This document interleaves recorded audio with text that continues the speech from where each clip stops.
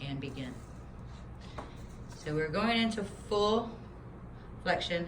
Is that as full as you can flex? Yeah. Ooh, somebody needs to do some stretching. All right, come back up. All right, keep doing that, please.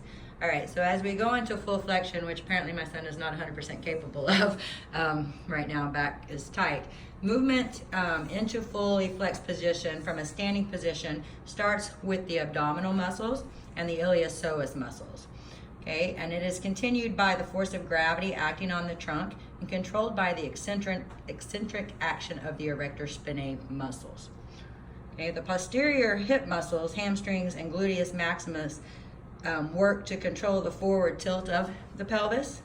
And as the trunk moves deeper into flexion, the activity in the erector spinae diminishes to total inactivity in the fully flexed position. So when he's bent as far as he can, the erector spinae are inactive. In this position, the posterior ligaments and the passive resistance of the elongated erector spinae muscles control and resist trunk flexion. So as the trunk rises back to the standing position through extension, the movement is initiated by the contraction of the posterior hip muscles, gluteus maximus, hamstrings, and which flex and rotate the pelvis posteriorly.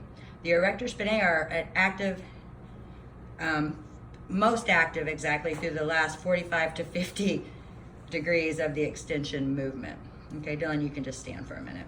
The erector spinae muscles are more active in the raising phase than they are in the lowering phase, being very active in the initial parts of the movements and again at the end of the extensor movements. The abdominals can also be active in the return movement as they serve to control the extensor movement. And that is what happens when you fully flex from the hip.